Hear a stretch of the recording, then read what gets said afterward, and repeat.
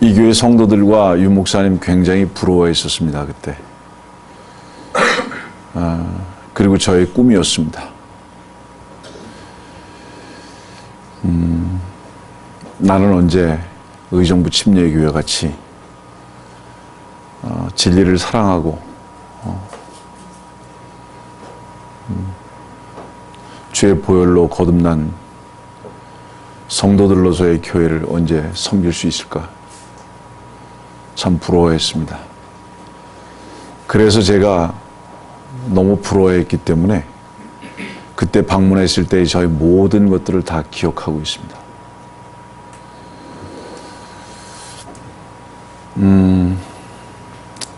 정말 오고 싶었습니다. 유 목사님 말씀하시기는 여러분들을 위해서 제가 왔다고 소개를 하셨지만 사실은 저를 위해서 왔습니다. 저희 특권입니다. 그리고 이 특권된 시간과 위치를 허락하신 주님께 감사드립니다. 우리는 미사오를 쓰지 않습니다.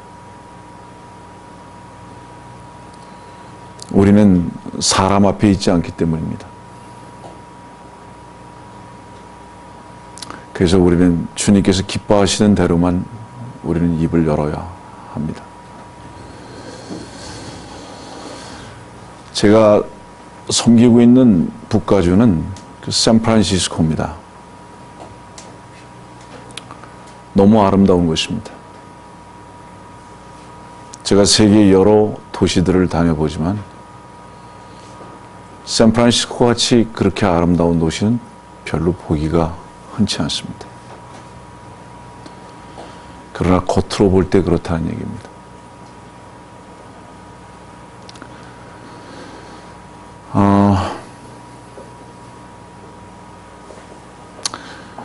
전 사실 굉장히 두렵습니다. 왜 두렵냐 하면 차라리 진리의 말씀을 모르는 교회에서 말씀을 선포한다고 한다면 그렇지 않을 거예요. 그렇지만 이 교회를 얼마나 주께서 사랑하시는지를 알기 때문에 제가 혹여라도 인간의 생각이 나올까 봐 그게 두렵습니다. 혹시 서정미 자매님 오셨습니까? 아직 안 오셨습니까?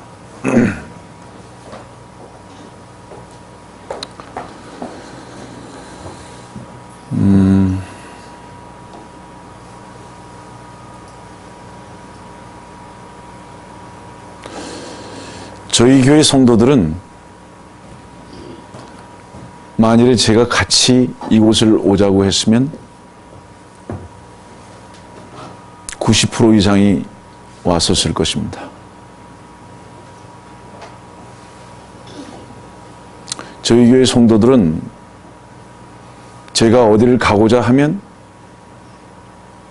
목숨 걸고 따라다닙니다.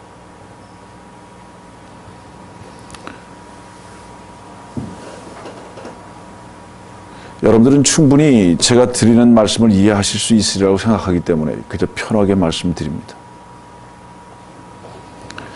지난 8월 달에는 저희 교회 온 성도가 11,000km를 여행했습니다. 온 성도들이 같이 11,000km를 10박 11일을 움직였습니다. 캘리포니아에서 플로리다까지, 펜사콜라 플로리다까지 갔다가 거기서 다시 돌아왔는데 21개 주를 여행했습니다.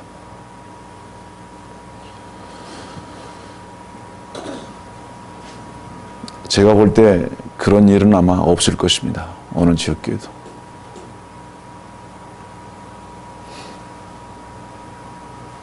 자동차로 11,000km를 여행한다는 것은 엄청난 위험이 따르고 또 엄청난 물질이 따르고 많은 시간을 요합니다. 그러나 우리 교회 성도들은 하루에 단 10분의 착오도 없이 출발하고 10분의 착오도 없이 도착합니다.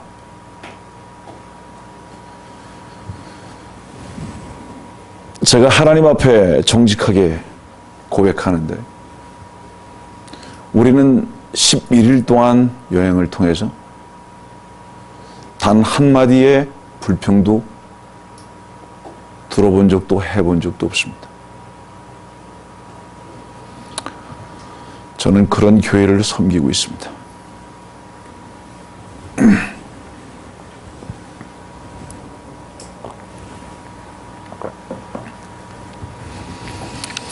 저희 교회는 금년 초부터 영적 전쟁에 돌입했습니다. 제가 그렇게 선포를 했습니다. 그동안 저희 교회는 순결성을 유지하기 위해서 엄청난 기도와 또 노력을 했습니다. 그럼에도 불구하고 아직도 미숙한 부분들이 많아서 주께서 부르실 날이 너무 가까웠기 때문에 이 교회를 더 이상 이렇게 미온적으로 섬길 수 없다고 여겼습니다. 그래서 저는 저희 교회와 함께 금년 1월 첫 주부터 좀 더 주님 앞에 온전히 드려지는 것을 기도하고 발걸음을 띄고 있습니다. 우리 여기 그 젊은 형제 자매들이 많이 계시는데 저희 교회 성도들은 제가 학교를 그만두라고 하면 그만둡니다. 캘리포니아에는 미국에서도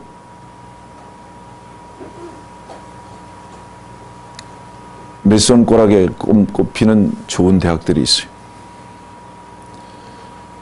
그런 초일류 대학을 다니는데도 제가 학교를 그만두라고 하면 그만둡니다. 이해가 안 되는 건 나중에 혹시 개인적으로 질문하세요. 그냥 넘기진 마십시오. 그리고 사사로이 해석은 하지 마십시오. 이렇게 말씀을 드리는 데는 여러분들이 듣는 것 이상의 엄청난 내용이 있다는 것을 아셔야 됩니다. 단순히 이렇게 표현하는 것으로 그냥 가볍게 평가하시면 오해하실 수 있어요. 사람들이 목사를 따르나 목사가 교주인가 뭐 그렇게도 생각할 수 있을 것입니다. 그런데 교회 성도들이 그렇게 되기까지 얼마나 주의 말씀 앞에 신실성을 보이고 있는가라는 부분을 여러분들이 먼저 이해하셔야 합니다. 직장을 그만두라고 하면 그만둡니다. 사업을 바꾸라고 하면 바꿉니다.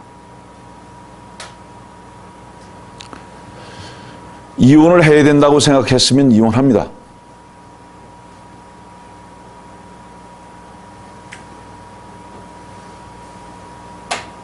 집을 떠나야 된다고 생각하면 집을 떠납니다. 어떻게 생각하세요? 여러분들.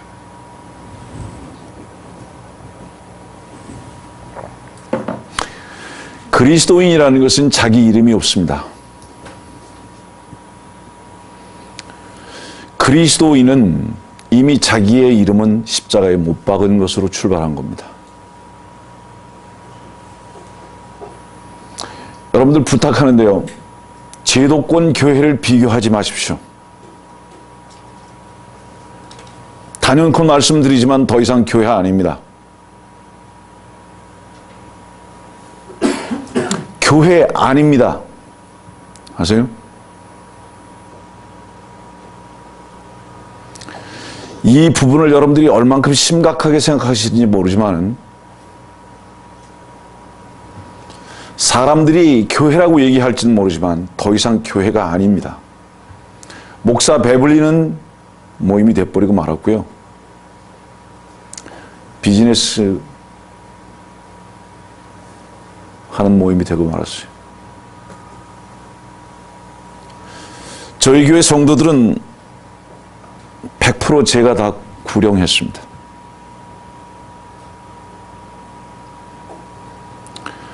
저희 교회는 일주일에 5시간에서 6시간 성경 공부합니다. 95%가 출석합니다. 저희 교회는 5분이 늦으면 문을 열어주지 않습니다. 성경 공부가 정확히 저녁 7시에 시작되는데 7시에 시작됐을 때 5분이 늦은 사람은 8시까지 밖에서 기다려야 합니다. 그리고 8시부터 5분 동안 휴식하는 시간에 들어옵니다. 제가 출입 안 시킵니다. 사람들은 수단과 방법을 가리지 아니하고 7시까지 도착하기 위해서 몸부림을 칩니다. 예를 들어서 직장에서 자르려면 자르라고. 정말로 이렇게 얘기합니다. 자르려면 자르라고. 나는 정말 이 직장에서 돈 버는 것이 목적이 아니기 때문에 대신에 오해하지 마세요. 다른 사람들보다도 우리 교회 성도들은 최소한 하루에 1시간에서 2시간 일 더 합니다. 직장에서. 토요일도 매주마다 나가서 거리 설교하는데 때로는 토요일도 나가서 일하는 형제도 있습니다. 이유가 뭔가? 다른 때에 직장에 더 열심으로 충성을 함으로 말미암아 쉽게 얘기하면 불성실하다는 얘기를 듣지 않아야 하기 때문입니다. 그래서 자기가 속한 그 회사에서 철저하게 인정받도록 일하고 대신에 성경 공부에는 결코 빠지지 않습니다.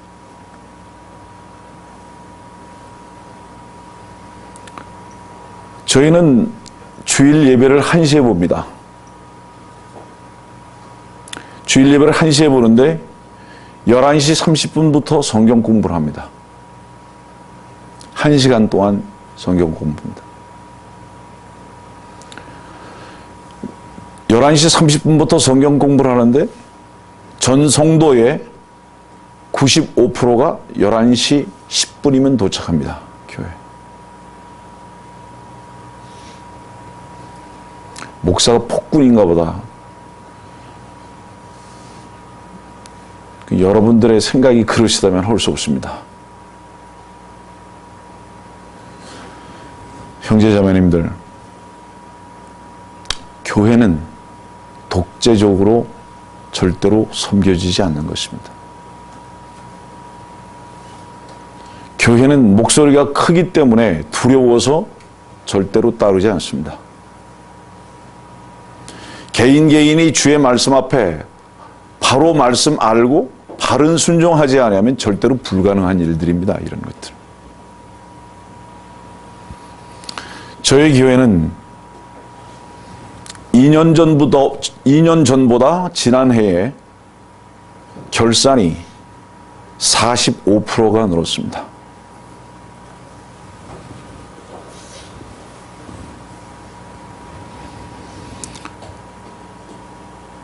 제가 구체적으로 액수를 말씀을 드리진 않지만은 저희 교회 성도들의 위치에서 볼 때는 너무나 기적적인 예산 집행이었어요.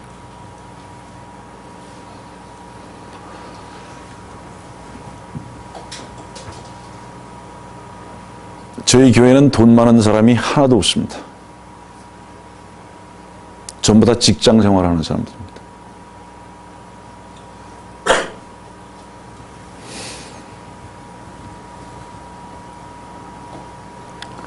전 이렇게 믿습니다. 저희 교회 성도들을.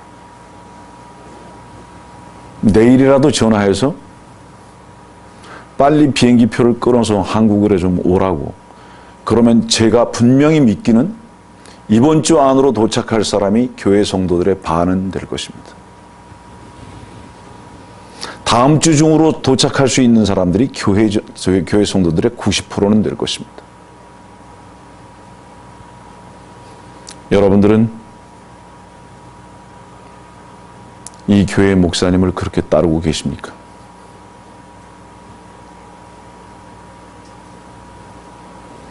전 윤 목사님이 인정받는 것에 대해서 정말 관심 없습니다. 윤 목사님이 영광 받으시는 것에 대해서는 더욱 관심 없습니다. 그것도 오해하지 마세요. 제가 윤 목사님을 그렇게 따를 수 있느냐고 질문하는 것은 표면적인 것을 말씀드리는 겁니다. 여러분들이 주의 말씀을 참으로 따른다면, 주의 진리를 참으로 사랑한다면, 바른 말씀을 여러분들에게 가르치고 선포하는 윤 목사님을 전적으로 따를 것입니다. 과연 여러분들은 그렇게 하고 계시나요? 저희 교회 성도들은 자기들은 혹시 못 먹어도 목사가 어려울까 봐 먼저 신경 쓰는 사람들입니다.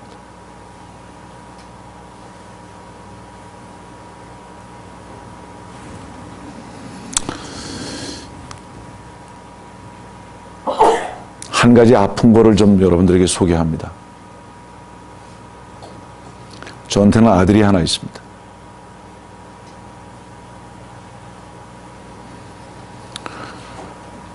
수재입니다.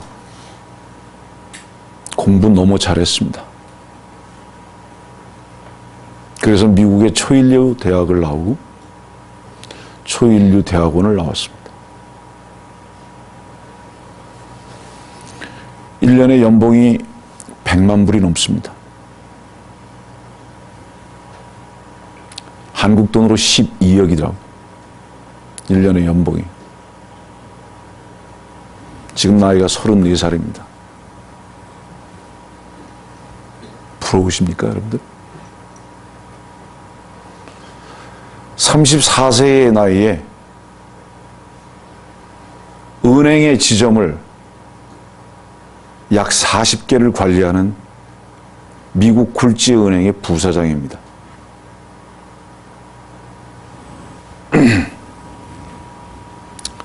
그 정도면 괜찮습니까?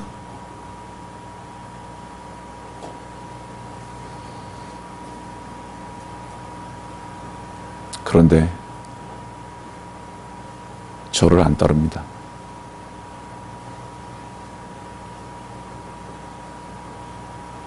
아들입니까? 더 이상 아들 아닙니다. 부모님들 주 안에서 자녀들 잘 키우세요.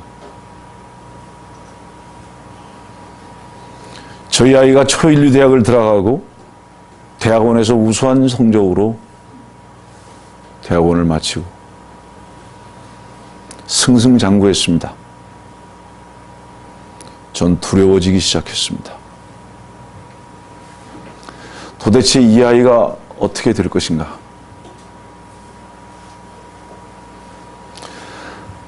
전 지금도 저희 아이만 생각하면 가슴이 떨립니다. 괴로워서 한때는 잠을 못 잤어요.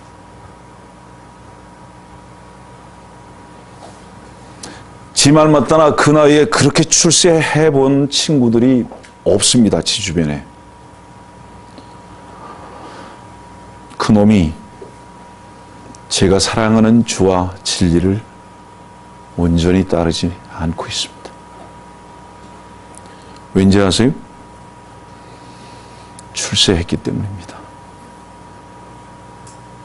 아세요?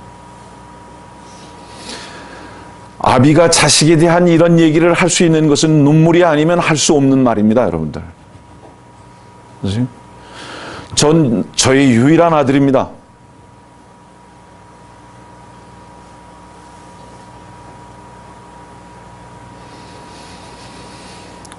이 세상은 다 끝났습니다. 예? 전 저희 아들을 본 지가 지금 몇 달이 됐는지 모릅니다. 전 지금 저희 아들한테 전화가 오는 것도 받지 않고 있습니다. 1월 1일 날 새벽 온다는 것도 제가 오지 못하게 했습니다. 왠지 아세요? 그가 주님을 사랑할 때까지, 그가 온전히 주의 진리의 말씀 앞에 순종하기까지 저는 저의 아들로 생각하지 않기로 했습니다.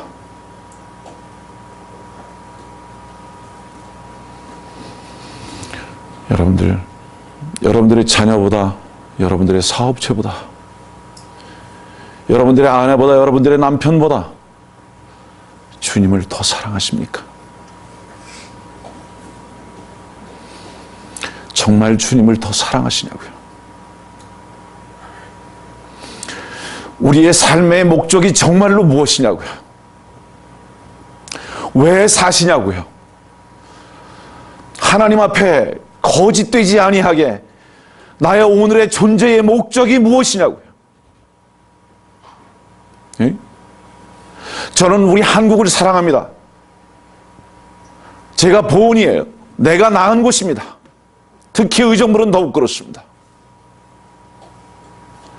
그렇지만 저는 한국을 생각할 때마다 내 마음이 너무 아픕니다.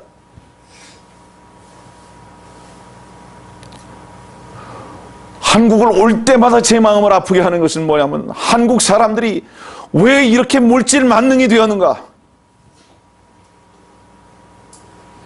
저는 세상 사람들 얘기하고 있지 않습니다.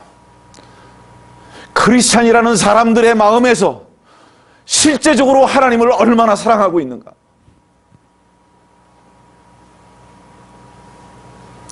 정말 그들의 존재는 무엇 때문에 존재하고 있는가?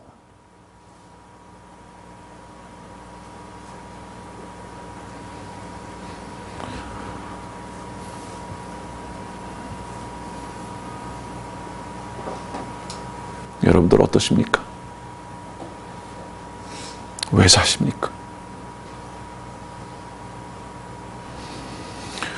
믿든지 말든지 주께서 우리를 부르실 때는 너무 가까이 왔습니다. 제가 분명히 하는 것은 저는 더 이상 한국을 방문할 기회가 없을 것입니다.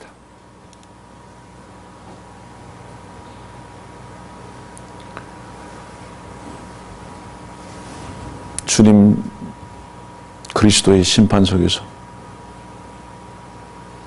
여러분들 어떻게 그분의 얼굴을 대할 것입니까? 주께서 보혈로 값주고 사셨습니까? 정말 그분이 여러분들의 주가 되셨습니까?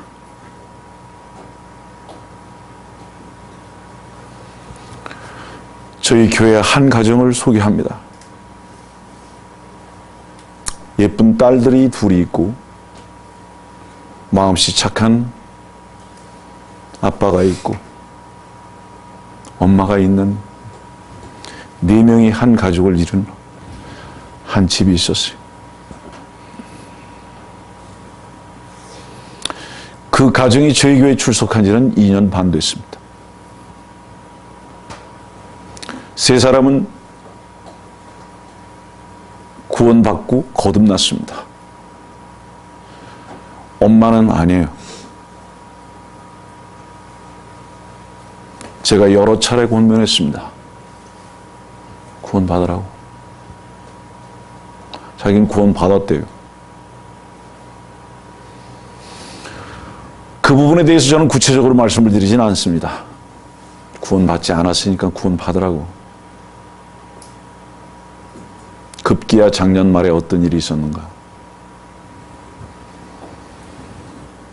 그 엄마가 집을 뛰쳐나갔습니다.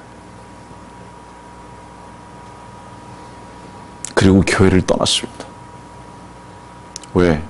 자기 남편과 이미 다 성인이 된 딸들이 이 교회에서 배우고 듣는 말씀 외에는 결코 어디 가서 제대로 된 말씀 들을 수 없다고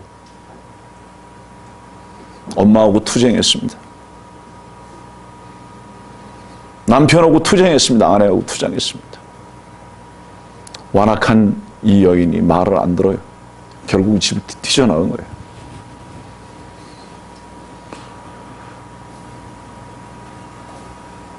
제가 어떻게 했는지 아세요?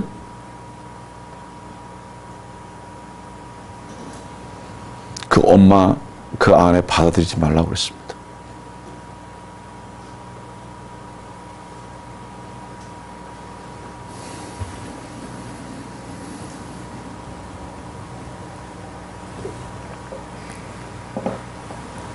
그런데요, 더 엄청난 사실이 뭔지 아세요?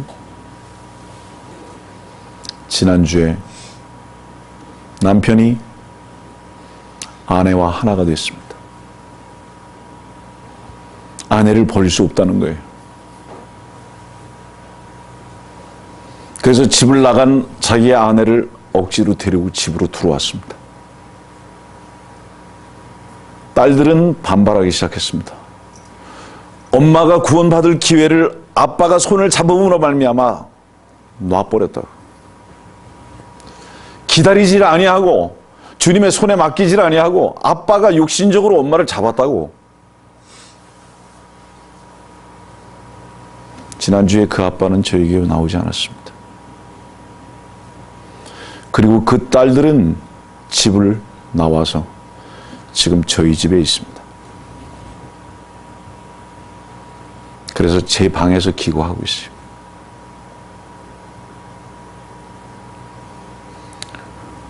진리를 위한 투쟁이 여러분들의 집에서 일어나고 있습니까? 여러분들의 직장에서 그 싸움이 이루어지고 있습니까?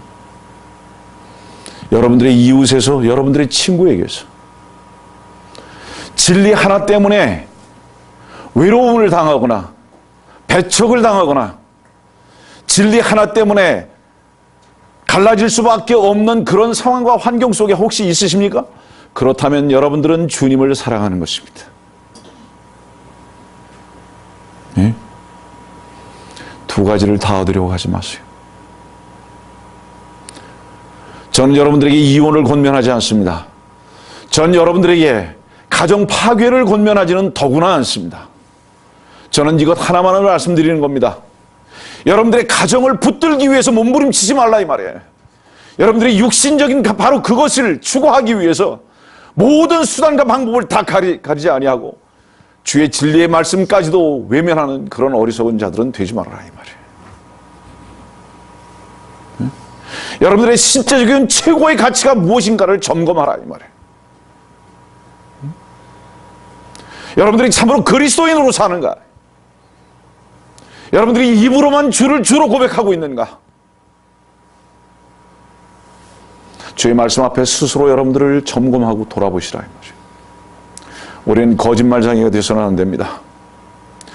우리는 종교인들과 같이 위선자가 되서는 안 됩니다. 주님은 마음을 보십니다. 사랑하는 성도 여러분들, 여러분들은 참으로 하나님 앞에 어떤 존재인가 이 말이에요. 여러분들은 참으로 진리를 사랑하고 있는가 이 말이에요. 불의를 기뻐하지 않는가?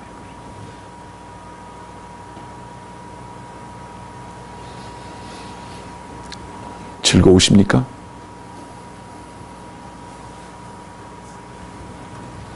주께서 이 땅에 계시는 동안 얼마나 기뻐하셨습니까?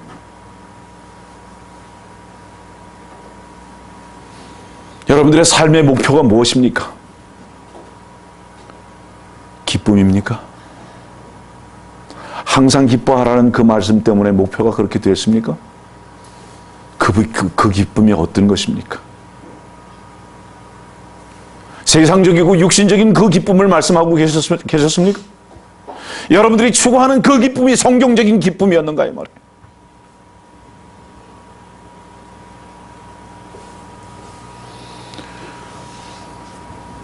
잠을 못 잡니다. 전 잠을 못 자요.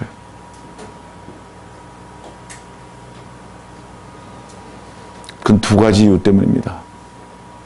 하나는 주께서 우리를 부르실 날이 너무 가까워서 혹시 오늘 저녁에 나를 부르시지 않을까라는 그러한 두근거림의 기대가 저에게 잠을 설치게 합니다. 또 하나는 지금 이 세태가, 교회라는 모임들의 세태가 잠 못 이루게 합니다. 편안하십니까, 여러분들?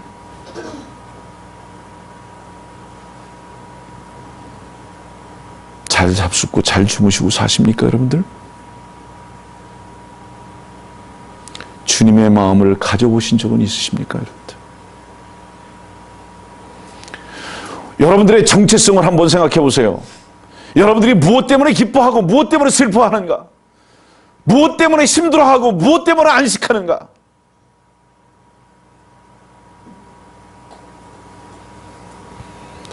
우리가 진리를 사랑하는 성경대로 믿는 그리스도인입니까? 주께서 이렇게 말씀하셨어요. 너희가 성경도 하나님의 능력도 모름으로 오해했다고. 성경을 아십니까, 여러분들? 잘 아시는 것입니다. 그러나 하나님의 능력을 모르는 성경을 아는 것은 아무짝에 소용이 없어요.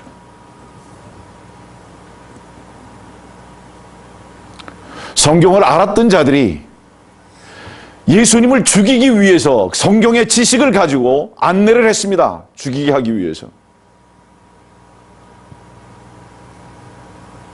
예수님을 십자가에 못 박는데 선임 제사장이 안내했습니다. 무슨 얘기라고? 그 일이 어떤 것이라고. 성경을 아는 것과 하나님의 능력을 아는 것은 다른 것입니다. 우리 성경대로 믿는 교회가 성경을 아는 것 잘하는 것입니다. 그러나 아는 그 말씀이 과연 여러분들에게 참된 능력이 됐습니까? 네?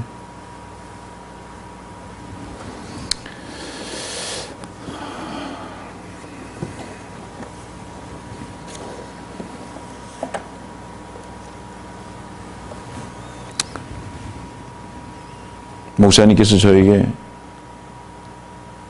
자유로운 시간을 주셔서 시간에 구애받지 않고 그냥 이렇게 말씀드립니다. 사실 저는 한국을 방문하면서 주님, 제가 어떤 말씀을 전해야 될까요? 주께서 저에게 주셨던 부담은 단 두 가지입니다. 그 하나는 무엇인가? 구원에 대한 실제성입니다.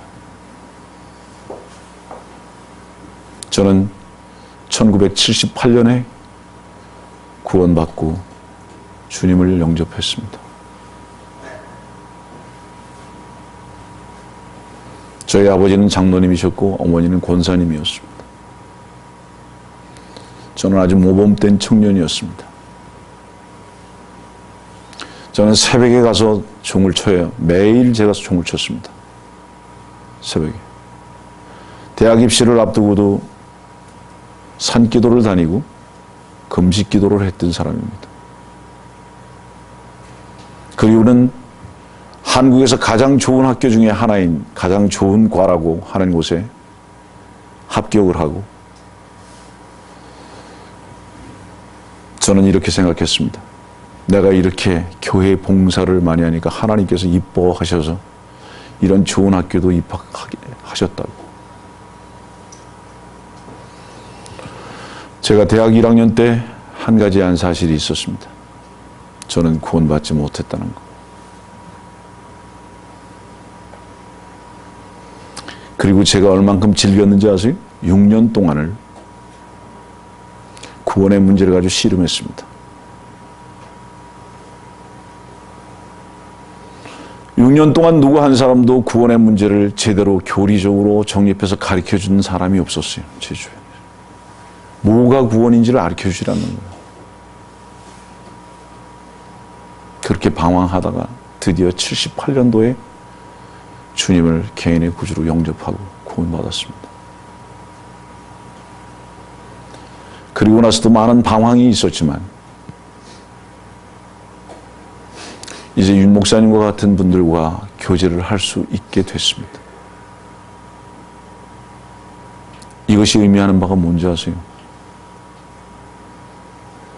지금 여러분들이 듣고 계신 말씀과 배우고 있는 성경 그 이상의 것은 없습니다. 저는 신학을 15년을 했어요. 공부 많이 했죠.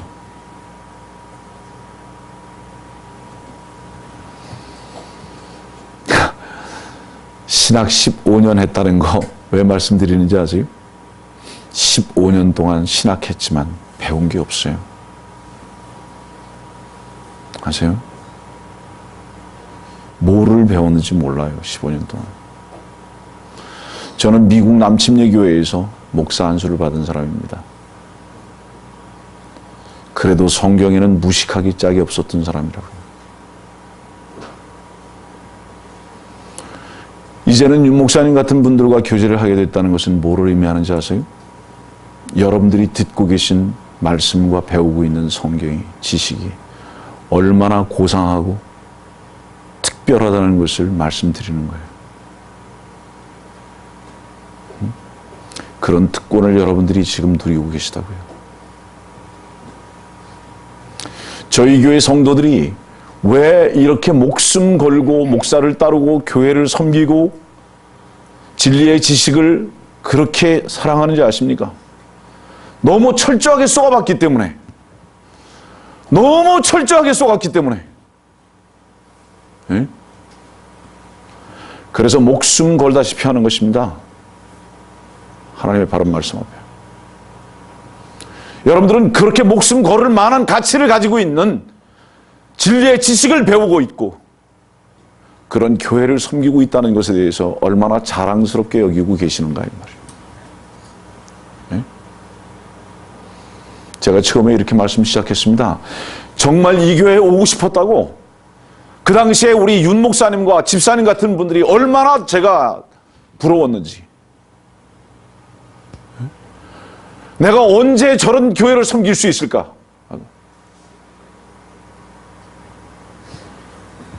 지금 그런 교회에 여러분들이 계시다고요. 네? 그런 자랑스러운 교회에 여러분들이 계시다고요. 여러분들 목숨 걸을 만한 곳입니다. 아세요? 여러분들은 온 생애를 다 던져서 투자하더라도 부족한 교회를 섬기고 계시다 이 말이에요.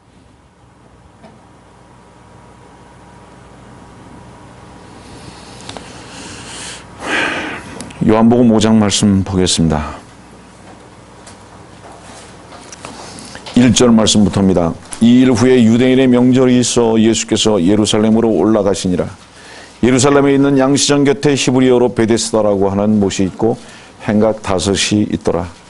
그 안에는 수많은 병든 사람이 누워 있는데 소경과 절름발이와 혈기 마른 자들이 물이 움직이기를 기다리고 있더라. 이는 천사가 어떤 때 그 못에 내려와 물을 움직이게 하는데 물이 움직일 때 먼저 들어간 사람은 어떤 병이 있든지 낫게 됨이라. 그런데 38년 동안 병을 앓던 한 사람이 거기 있더라. 예수께서 이 사람이 누워있는 것을 보시니 그가 오랫동안 병든 줄 아신지라. 그에게 말씀하시기를 네가 낫기를 원하느냐고 하시니 그 병든 사람이 대답하기를 주여 물이 움직일 때 나를 못에다 밀어 넣어줄 사람이 없나이다. 그래서 내가 가는 도중에 다른 사람이 내 앞에 내려가나이다 라고 하니라. 예수께서 그에게 말씀하시기를 일어나서 네 침상을 들고 걸어가라 하시니 그 사람이 즉시 나은지라 자기 침상을 들고 걸어가니 그날은 안식일이더라. 그러므로 유대인들이 변고침을 받은 사람에게 말하기를 안식일인데 네가 침상을 들고 가는 것이 합당치 아니하도다 라고 하니 그 사람이 그들에게 대답하기를 나를 낫게 해주신 그분이 내게 말씀하시기를 네 침상을 들고 걸어가라고 하더이다 라고 하더라. 그들이 그 사람에게 묻기를 너에게 네 침상을 들고 가라고 한 그 사람이 누구냐고 하더라. 그러나 병고침을 받은 사람은 그가 누구인지 알지 못하였으니 이는 예수께서 그곳에 사람들이 많음으로 자리를 뜨셨습니다. 그 예수께서 그 사람을 성전에서 만나 그에게 말씀하시기를 보라 내가 나았도다. 더 악한 일이 네게 일어나지 않도록 이제는 더 이상 죄를 짓지 말라고 하시더라. 그 사람이 가서 유대인들에게 자기를 고쳐준 사람은 예수였다고 말하더라. 그러므로 유대인들이 예수를 박해하고 또 죽이려고 하였으니 이는 주께서 이 일들을 안식일에 행하셨기 때문이라. 그러나 예수께서 그들에게 대답하시기를 나의 아버지께서 지금까지 일하시니 나도 일하노라고 하시더라.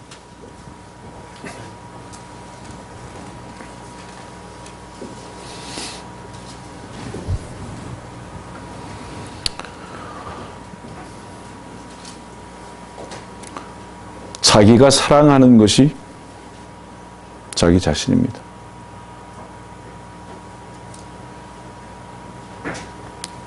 우리 할머니가 저한테 이렇게 얘기하셨습니다. 개도 물어가지 아니하는 돈을 좋아한다고. 개도 물어가지 아니하는 돈을 좋아한다고. 여러분들이 돈을 버는데 목숨을 건다면 개보다 못한 것입니다.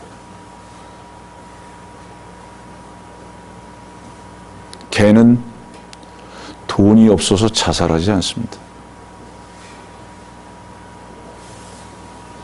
개는 돈 때문에 싸우지는 않습니다. 배고픈데 먹을 음식이 없어서 싸울 수는 있지만 돈 때문에 싸우지는 않습니다.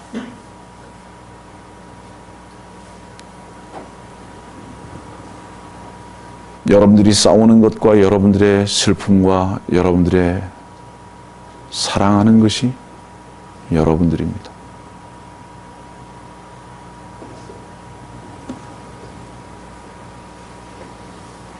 저는 점심값이 없어서 물로 배를 채운 적이 여러 번 있습니다. 미국에서. 복음을 전하러 가야 되는데 가스비가 없어서 집에 동전을 긁어 모아서 가스를 넣고 다닌 적도 여러 번 있습니다.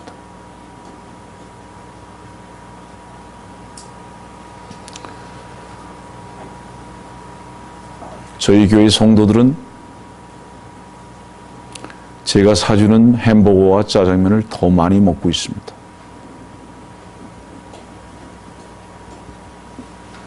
저는 한 번도 부족함이 없었습니다.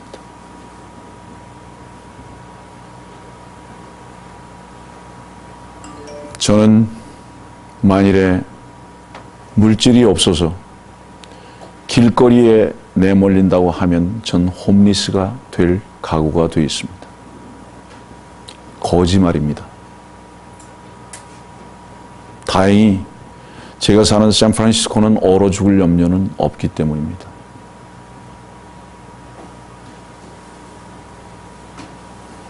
여러분들 20년 전과 10년 전과 지금을 생각해 보세요. 어떤 분의 말과 같이 지금은 생수를 들고 다니면서 힘들어서 못 살겠다고 하는 세상이 됐습니다.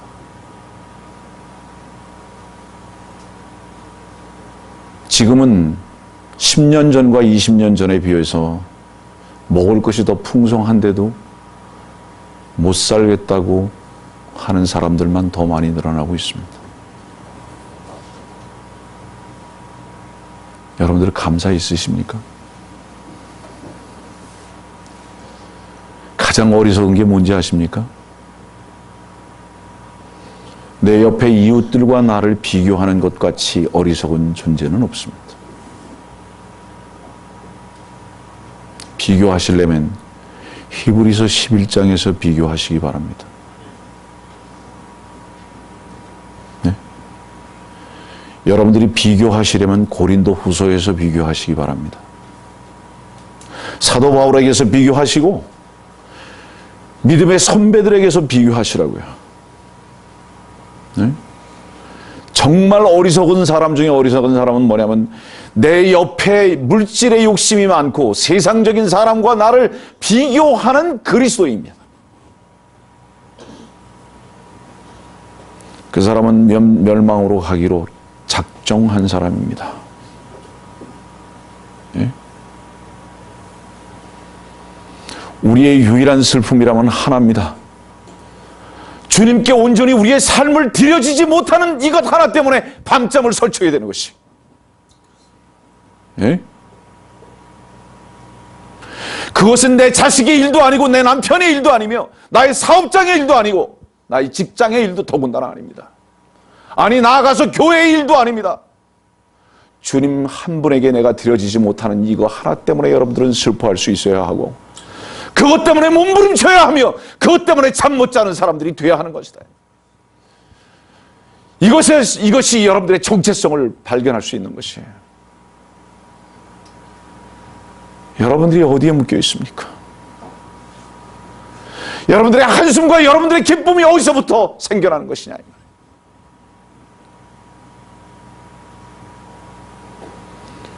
우리가 다른 교회 종교인들하고 다릅니까? 다릅니다. 이 교회가 다른 교회하고 다릅니까? 너무 다릅니다. 그러나 혹시 외적인 모습만은 아닙니까? 다른 종교인들이 추구하는 것을 여러분들은 동일하게 추구하고 있으며 다른 이웃들이 가치관을 가지고 있는 것을 여러분들은 혹시 동일하게 가지고 계시지는 않습니까? 그렇다면 바른 성경을 보고 바른 진리를 배우기 때문에 다른 것이라고 여기십니까? 과연 여러분들의 본질은 정말 다른 것입니까?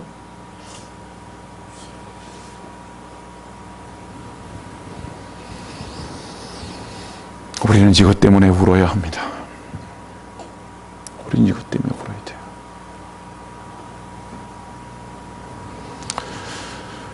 세상을 이렇게 즐기고 세상의 모든 우리들의 뿌리를 두고 있음에도 불구하고 그것 때문에 만일 우리들이 아픔이 없다면 우리는 문둥병자들입니다. 문둥병의 특징이 뭡니까? 고통이 없어요. 귀가 떨어져 나가고 눈이 빠지고 손이 다 뭉그러져도 결코 고통을 느끼지 못하는 병, 문둥병입니다. 여러분들이 죄에 그렇게 깊이 뿌리를 받고 세상에 깊이 뿌리를 받고 삶에도 불구하고 그것 때문에 아픔이 없다면 여러분들은 그만큼 죄에 깊이 물들어 있는 것입니다. 돌아보세요. 그리고 주님께서 우리를 부르실 날이 너무 앞으로 와 있는데 후회하지 마세요. 결코 그리스도 앞에서 여러분들 후회하는 그 후회는 하지 마세요.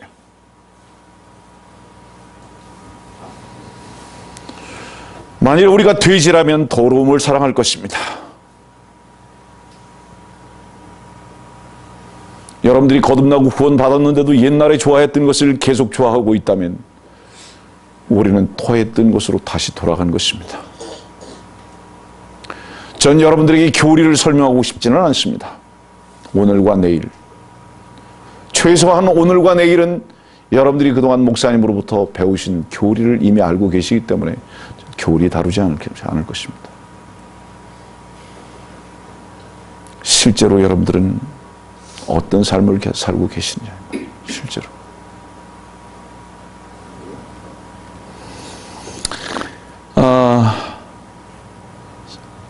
학생들이요, 방학이 끝나가면 며칠밖에 안 남았다고 얘기합니다. 이제 며칠만 있으면 방학이 끝난다고, 아쉽다고.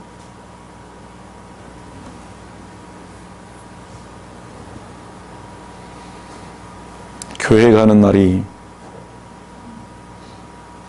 즐겁습니까? 야, 이제 여기를 떠나면 언제 다시 올 것인가? 주 안에서 이 참된 안식을 누리는 바로 이 장소를 떠난다면 언제 다시 이곳에 와서 주님 앞에 안식하고 주님을 기쁨으로 경배할 것인가에 대한 그 마음의 아쉬움이 있으십니까?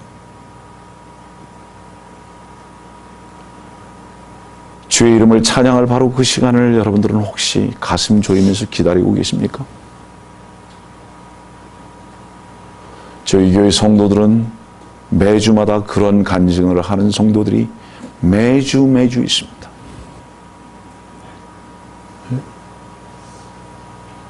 저희 교회 한 부분을 제가 소개합니다.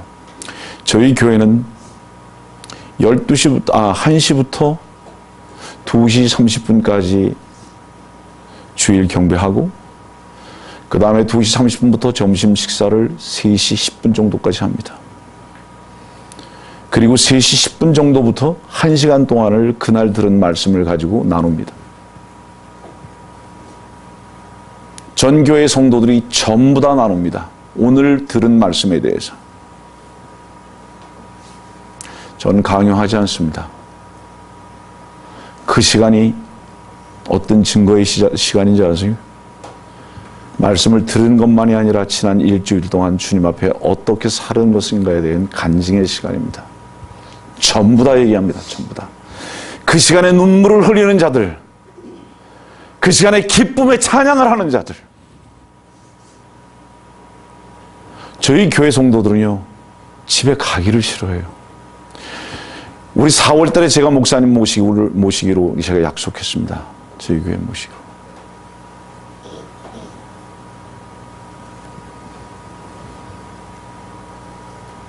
정말로 기쁨으로 달려옵니다, 교회. 지금까지 우리 교회 성도들은 늦어본 사람이 없어요. 전부 먼저 옵니다. 전부 먼저 옵니다.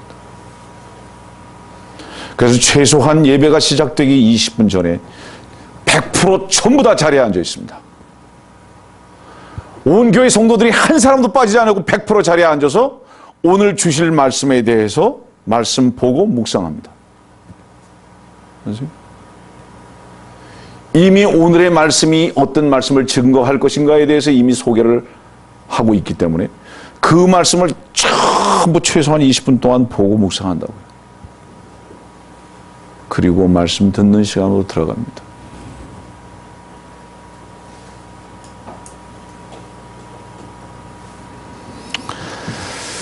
자,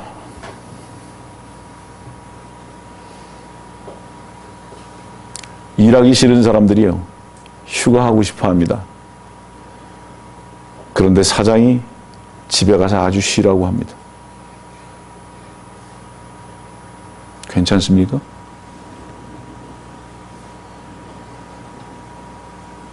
주 앞에 드려지는 삶이 어떠십니까, 여러분들?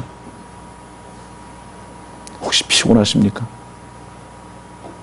감격이 없으십니까? 가슴 두근거림이 없으십니까, 혹시? 저는요, 꼭 잠을 설칠 때가, 항상 잠을 설칠 때가 있어요. 그때가 언제냐면 토요일 밤입니다. 왜 토요일 밤은 잠을 설치느냐? 내일 말씀 전할 것 때문에 제가 잠을 설쳐요.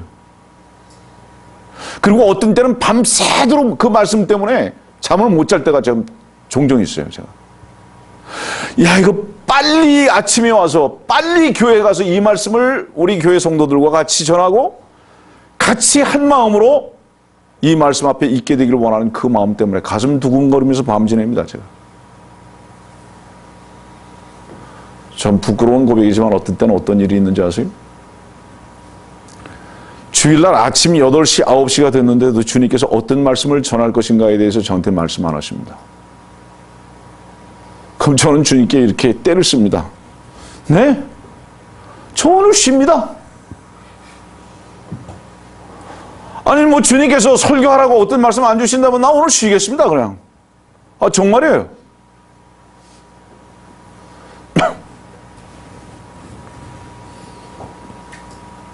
제 마음에 기쁨이 없고 확신이 없는 것 설교하지 않습니다.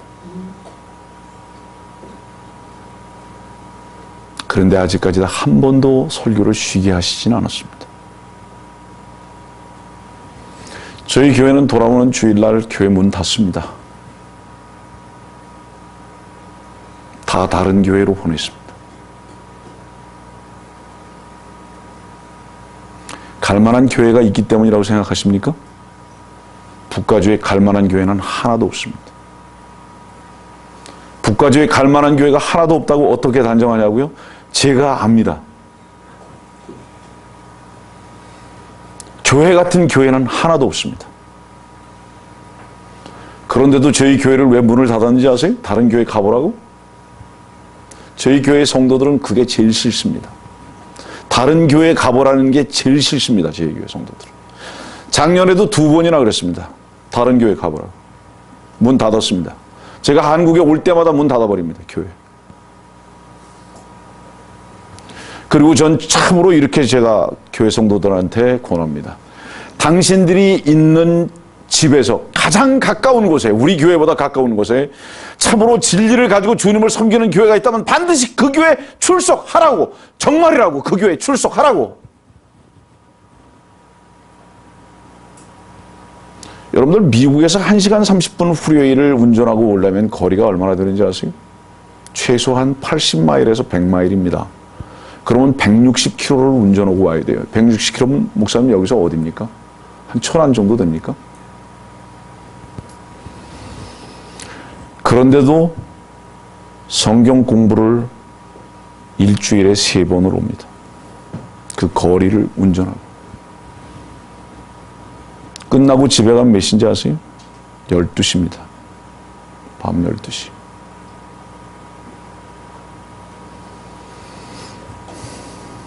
기쁨이 없이 가능합니까? 감사가 없이 그런 일이 가능합니까?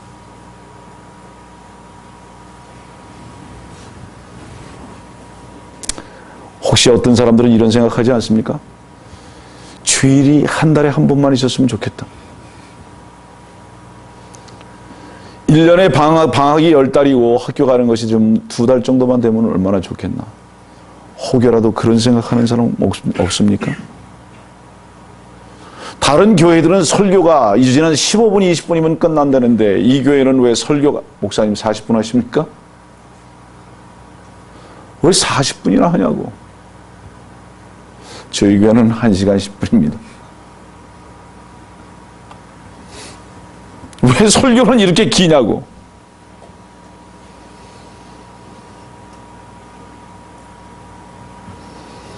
저희 교회는 교회에 출석하고 6개월 동안 저는 이름 모릅니다.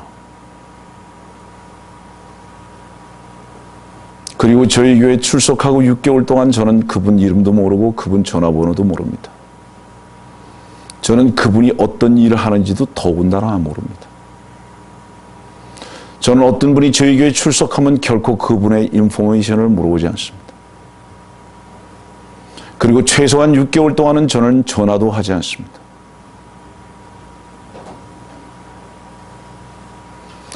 그분들이 스스로 말씀에 뿌리 내리기를 기다려줍니다.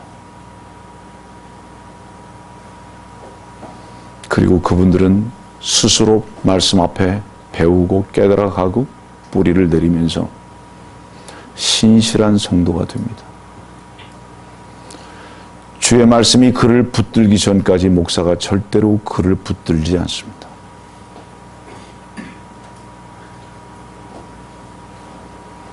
저희 교회 성도들입니다.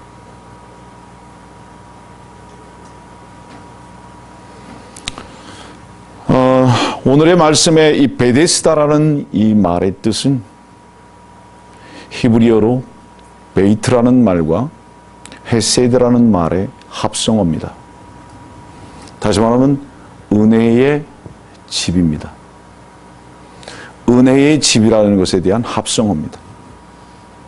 그런데 문제는 그 은혜의 집 베데스다에 누가 모여 있느냐? 말씀 보세요. 3절 말씀입니다. 그 안에는 수많은 병든 사람이 누워 있는데 소경과 절름발이와 혈기 마른 자들이 물이 움직이기를 기다리고 있더라. 베데스다의 은혜의 집에 모여 있는 자들은 누구만 모여 있느냐? 소경과 절뚝발이와 혈기 마른 자들입니다. 은혜의 집에 있어야 할 만한 자들은 아무도 없어요. 전부 다 은혜와 상관없는 자들만 있습니다. 그런데 그 중에 한 사람이 38년 동안 누워 있습니다. 4절 말씀 보겠어요? 이는 천사가 어떤 때 그 못에 내려와 물을 움직이게 하는데 물이 움직일 때 먼저 들어간 사람은 어떤 병이 있든지 낫게 됨이라. 그런데 38년 동안 병을 앓던 한 사람이 거기 있더라. 한번 생각해 보세요, 여러분들. 참 지금 희한한 모습입니다. 이 베데스다라는 이 집이 지금 은혜의 집인데 은혜를 받은 사람은 하나도 없고요.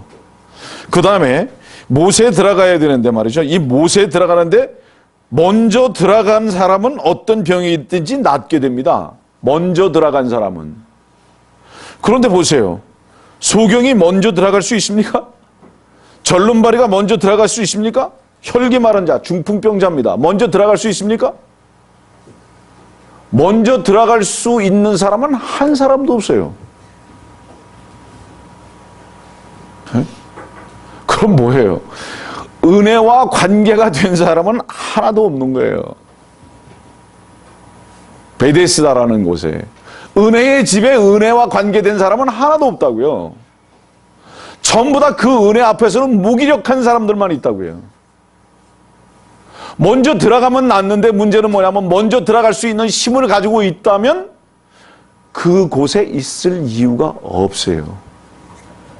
그렇죠? 못에 먼저 들어갈 수 있는 힘이 있다면 왜 그 못가에 있겠어요? 이것이 우리들에게 어떤 교훈을 주고 있는가 말이에요. 근데 38년 동안 누워있는 자에게 주께서 다가가셨습니다. 38년 동안 병을 앓던 한 사람이 거기 있더라. 성경에서의 한 사람을 말씀하시는 이유가 뭘까? 38년 동안 병을 앓던 한 사람. 이 38년 동안 무기력하게 누워있는 그 한 사람은 모든 사람들입니다. 모든 사람 한 사람이 다 무기력하게 누워 있습니다. 이 무기력하게 누워있는 이 사람의 소원이 있다면 무엇일까요? 어떤 게 소원일까요? 침상이 무거워서 이 침상을 두고 가버려야지라는 것이 소원일까요? 아니면